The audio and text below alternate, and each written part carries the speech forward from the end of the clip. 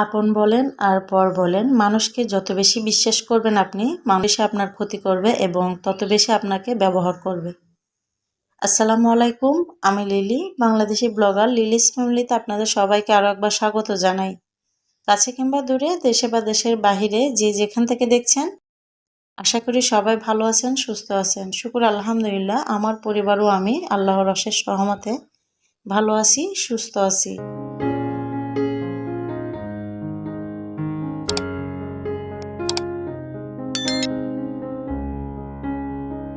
ভিডিওর শুরুতে সবাইকে বলবো ছোট্ট একটা লাইক দিয়ে ভিডিওটি কন্টিনিউ করবেন।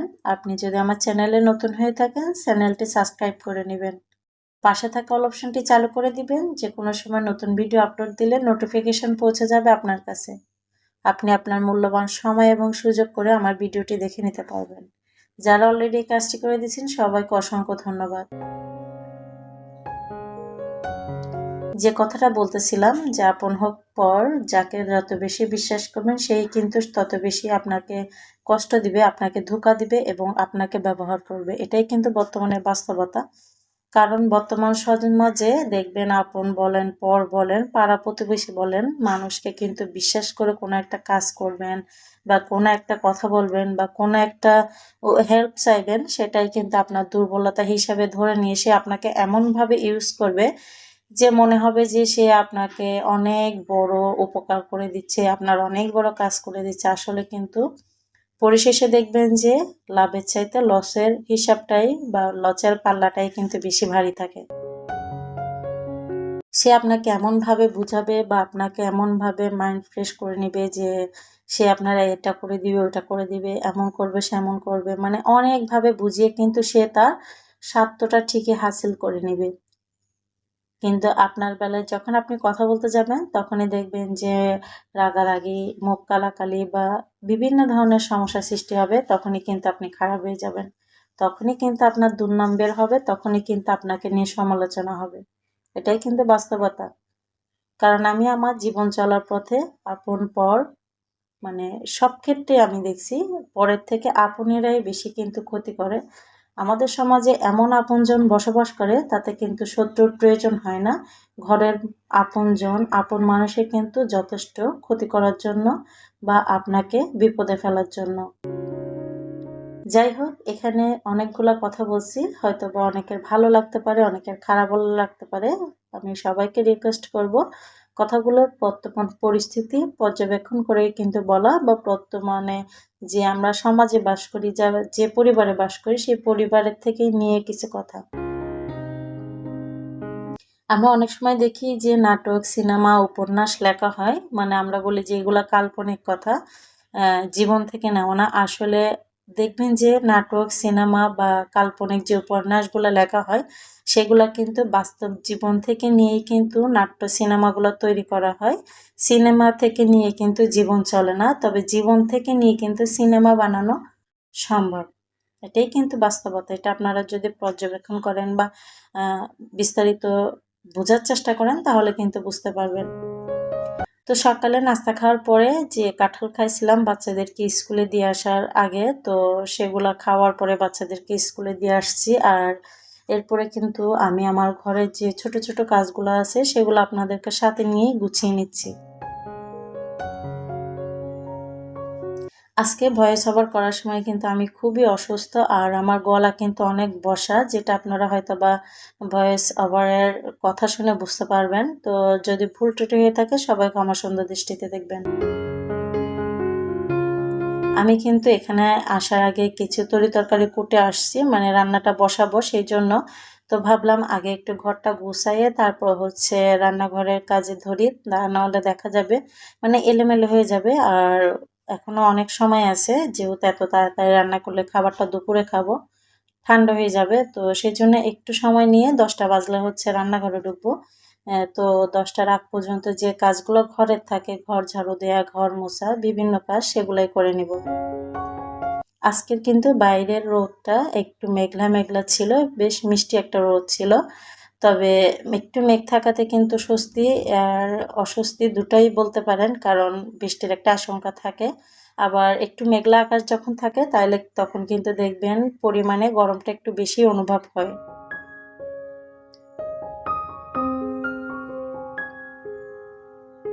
সকালে কিন্তু উঠে বা রাতে ঘুমানোর আগে আমি একবার ঘর ঝাড়ু দিয়ে তারপর হচ্ছে ঘর পরিষ্কার করে গুছিয়ে রাখি।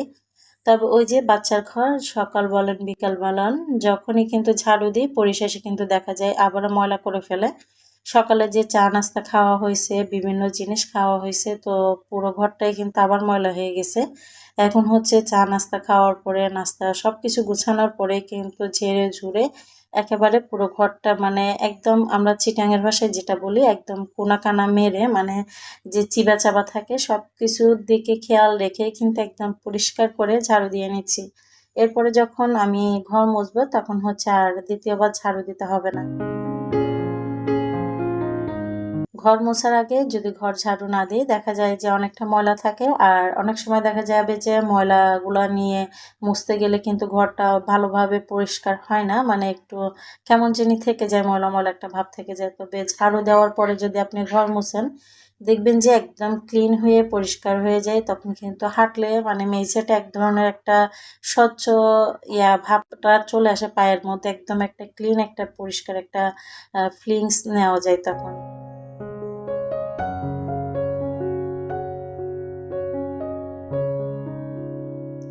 দরজার সামনে এই পাপোশগুলো আমি সবসময় দিয়ে দরজার নিচে যে ফাঁকা অংশটা থাকে মানে যেটা মেইন ডোর বাইরে থেকে ঘরে ঢোকার সেখানে এগুলো দিয়ে রাখি দিনে রাতে কারণ হচ্ছে অনেক সময় দেখা যায় নিচে দিয়ে বালু উড়ে আসে বাতাসের সাথে ঘরের ভিতরে ঢুকে আর রাতের বেলাও দিয়ে রাখি সবসময় কারণ রাতের বেলা অনেকের বাসায় দেখবেন যে তেলাপোকার ওষুধ দেয় স্প্রে করে তখন কিন্তু তেলাপোকাগুলা দিক বিদিক হয়ে ছুটে এর বাসায় ওর বাসায় ঢুকে যায় তো এখানে যদি ফাঁক পুকুর না থাকে তাহলে দেখবেন যে রাতের বেলা বাইরে থেকে কোনো পোকামাকড় করে কিন্তু আপনার ঘরে ঢুকতে পারবে না।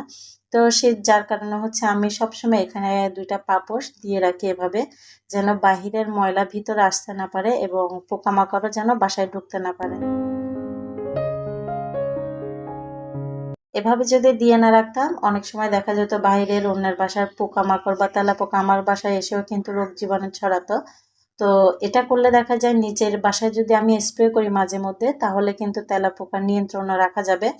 তবে এভাবে যদি না দিতাম তাহলে দেখা যেত অন্যের বাসা থেকে আমি যতই ওষুধ দিই না কেন অন্যের বাসা থেকে এসে কিন্তু ঠিকই আমার বাসায় আবারও তেলাপোকার উৎপত্তি বাড়তো তো যার কারণে হচ্ছে সেটা যেন না হয় তেলাপোকা যেন বংশ বিস্তার করতে না পারে তার কারণে হচ্ছে এই পদ্ধতিটা গ্রহণ করা।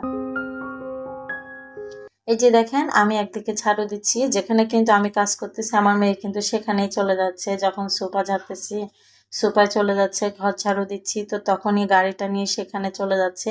তো এমন অবস্থা করাতে কিন্তু এই যে গাড়িটা দেখতেছেন গাড়ির চাকাটা গোলাতে এত ময়লা হয়ে যায় তো প্রতি 2 দিন 3 দিন পর পর হচ্ছে গাড়ির চাকাগুলো পরিষ্কার করতে হয় তা না হলে দেখা যায় যে এই গাড়ির চাকার ময়লাগুলা যখন আমি ঘর মুছবো ভিজা ঘরে ওরা চালাবে তখন কিন্তু এই ময়লা কিন্তু পুরো ঘর হয়ে যাবে।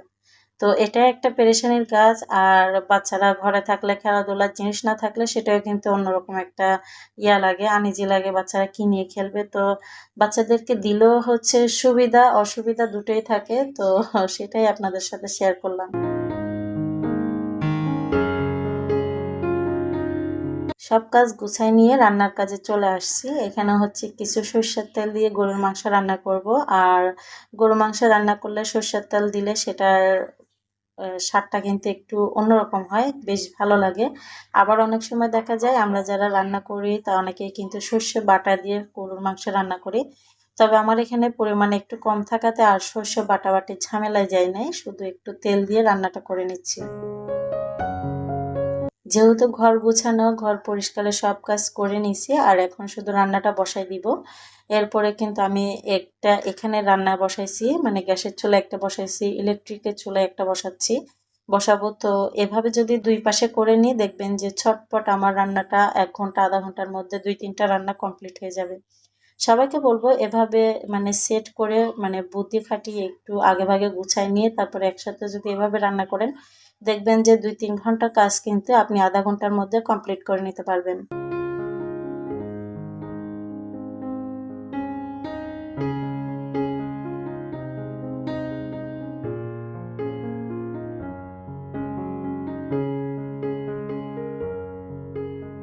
মাংসটা কষার দিয়ে তারপর হচ্ছে এখানে কিছু চিংড়ি মাছ কষিয়ে নিছি। আর চিংড়ি মাছগুলো দিয়ে আলু দিয়ে হচ্ছে আমার ব্যালকনিতে যে টবে পুঁইশাক ছিল সেই পুঁইশাকগুলো কিন্তু সব কেটে নিছি। এগুলা কিন্তু এখানে ইলেকট্রিক চুলায় বসাই দিচ্ছি। তো দুই দিকে দুইটা বসাই দিছি, এর আগেও কিন্তু একটা রান্না বসাই দিয়ে করে নিছিলাম। পুঁইশাক যেহেতু আপনাদের ভাইয়া খাবে না, তো সেই জন্য আমাদের জন্য করে নেওয়া।